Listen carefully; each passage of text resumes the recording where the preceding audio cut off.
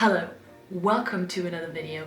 This is gonna be my monthly wrap-up for February. Before I start with my wrap-up, I would like to say that I changed my rating system. I changed it from a 5-star system to a 10-star system because I feel like it gives me more freedom and more, nuances in rating. That's what we're gonna try now, so you're warned. This might seem illogical at some places.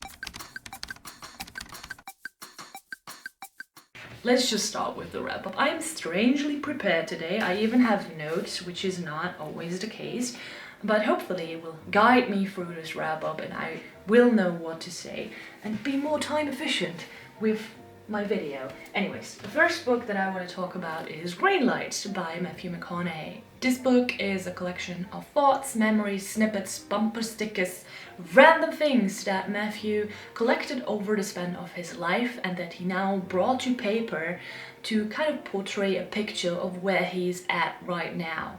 In this book he says himself he doesn't plan on retiring, but he wanted to take a snapshot of his life at the age of 50. I personally thoroughly enjoyed this book. I gave it a 7 out of 10. It kind of helped me to shape a new picture in my mind of Matthew McConaughey, whom I have not known that much about before I read this, and now I also don't feel like I know that much, but more than before. I particularly admire that it's by himself and it also stretches over this long time period. I don't know when his first diary entrance that he shares with you was written, but it's like over the course of 30 years. I also enjoyed the type of mixed media style that created, which is like just so fun to flick through. So in that sense I would definitely advise you to get the physical copy if you can. Maybe go with both if you would like to have him talk to you while you're reading his biography. I also like that the pictures, I know I'm out of focus, I'm sorry, but the pictures are also within the text. They are at the correct spot, at the point where he's actually referring to them, and that is not a given with biographies. You have a lot of biographies where it's just a lot of text, and then somewhere in the middle you'll have a bunch of photos and pictures that first of all don't even count into the page count, which I personally found annoying. Second of all, that you then have to kind of link to the event that you have read about. Sometimes that can be kind of difficult to do. Matthew comes off as quite preachy in this book, like he has a lot of truths that he lives after, which is not necessarily a bad thing. He even says in the beginning of this book as well that he likes preachers. He likes people who just preach their opinion, whether he can apply other people's life lessons to his own life or not. And that to me just kind of implies a bit of self-awareness by saying like, hey, I know I'm preaching to you right now, but please don't mind me if you don't agree with me, because this is just how I roll and how I have learned to live my life. So yeah, I don't know. It was very enjoyable. Also though, did you know that MC did over a decade of rom-coms? I didn't fucking know that. That was mind blown. How did he get the curve? Not to say that rom-coms aren't real acting, that's not where I'm going at. But I personally can't remember a single rom-com title that he was in. I only remember him for his very serious and, I don't know, / darker, troubled roles. I don't know. How did he erase the rom-coms from people's memories? Or it's just me. Maybe it's just me, because I'm generally not watching rom-coms, so yeah. Then I have One by One by Ruth Ware, which I rated 4 out of 10 stars. If you want to translate it to Goodreads, it's 2 out of 5. It's a smooth 2 out of 5, it's not a half star. I don't know if I should even mention that, but we're rolling with it for now. Published in 2020, which makes it her latest book, I believe. And I personally was very disappointed by it. This book is about a small tech company. They created an app called Snoop, and Snoop is basically an app that allows you to listen to other people's music while they're listening to it. So it's live, and you can only spy on them when they're listening to the music. And to clarify, it's not to snoop on people's conversations, because I thought like, hey, maybe they have access to the earphones, the microphone, whatever. It's not the case. It's just that they can listen to what they are currently listening, which in my head sounds like a dumb app. Who would want that? But then I also never was really a fan of sharing my headphones with anybody, so. And now this particular group of tech addicts, which not all of them are, but anyways, this company goes to a chalet in France on a ski holiday when a snowstorm locks them into the chalet. And you know, this is a thriller, there's murder involved. Considering the title, you know where this is going to go. I did find it utterly boring. It was very clear to me who the culprit was, and I believe that that is Miss Ware's own fault, because in the beginning of the book, she just puts an article, a newspaper article in there that just basically reveals how many people are going to die, how many people are going to get injured, and knowing that this is a thriller, you kind of, like, if you have read a handful of thrillers at least, you know how thriller rules work. And you know, there's one thriller rule that just says, not everything is as it seems with thrillers. And knowing that going into the story, it's quite easy to figure out what is going to happen. So I just ended up sitting there, turning the pages, being like, oh my god, I know, when will you do the reveal? And then she did the reveal, and it dragged on forever.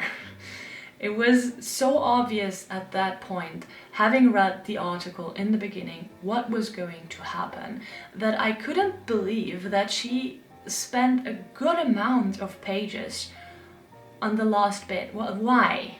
It was not necessary to drag it out that much. And if you're generally a fan of Ruth Ware's writing, you'll get that in here. It's just the craftiness of the thriller is not the best that it could get. Finally, for the novels that I read this month, I read The Ballad of Black Tom by Victor LaValle, which I am so sorry, but I am not going to be able to serve this book justice with my review, because it was only after the fact that I read it that I found out that this was actually a retelling of the Lovecraft story, what is it? The Horror at Red Hook, which is said to be Lovecraft's most racist story, arguably, and LaValle apparently gives the original now a new spin. Well, unfortunately, as I said, I haven't read the original, so I can only comment on the horror in the book. But I have read in the comments on Goodreads that it's definitely advised to have read the original beforehand, because you will get much more out of the book. But judging this from a horror perspective only, I gave it 6 out of 10 stars. It is about Charles Thomas Tester, who is a black busker in the early 20th century, who gets then hired by a white, wealthier man to play at his house, which he ends up doing. This was quite slow in the beginning.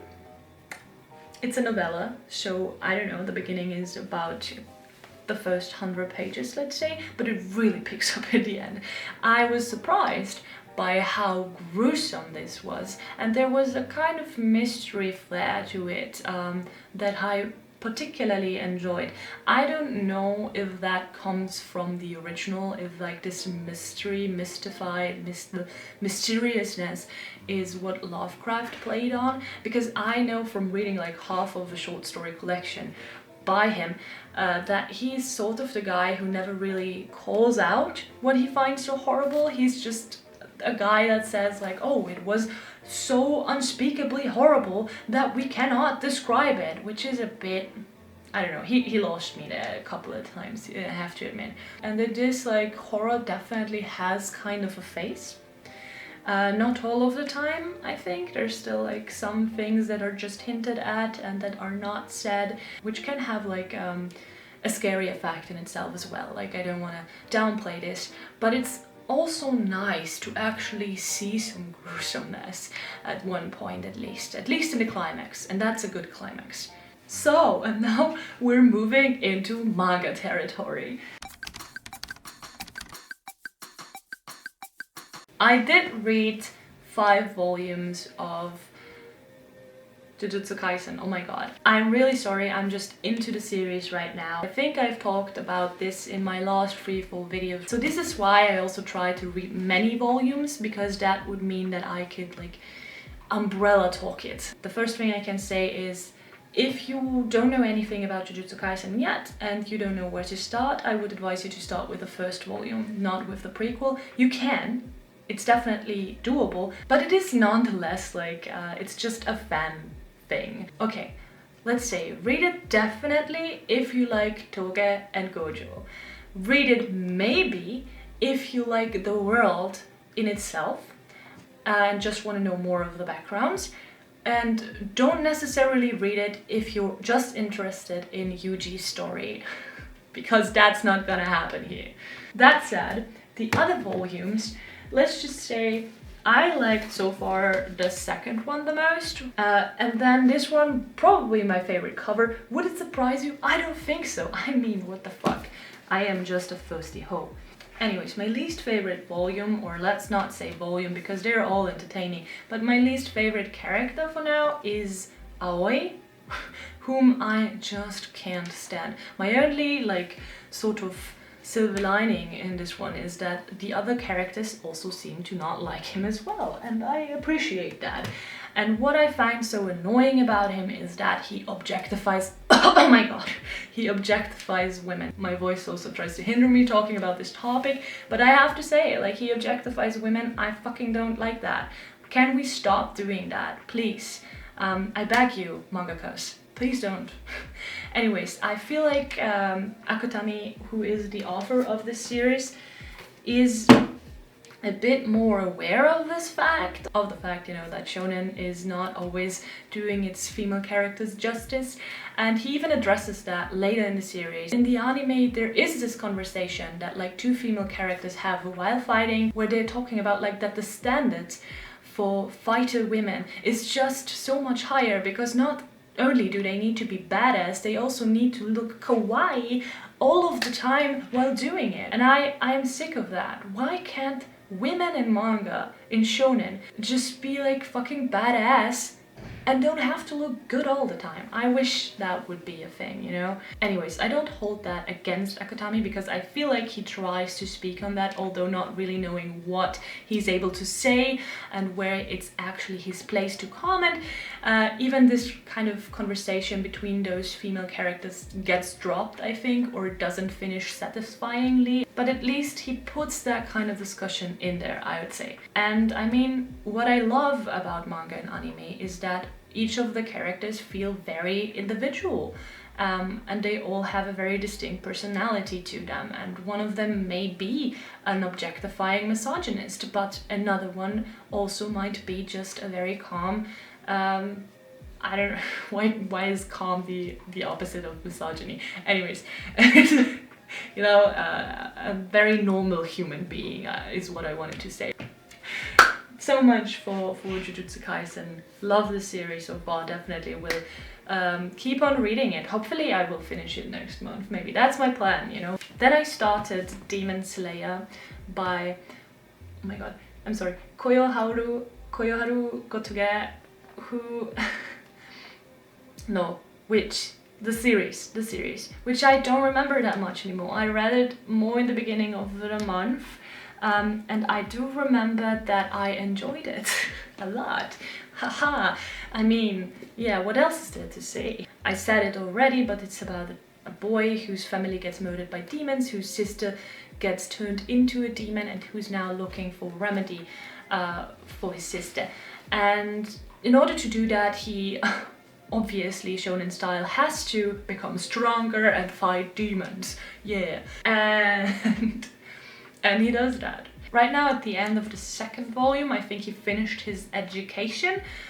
So although I don't think that it's like taking that long for him to learn the skill, he's definitely taking his time to become stronger, and I feel like from now on we will see the story kind of develop. But I can't really say that much more about it because like I'm not that far into the series yet.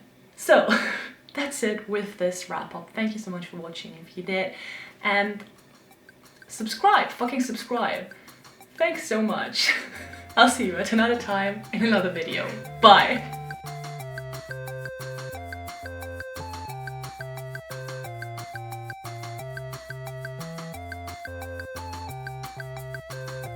How childish. That is not cute at all.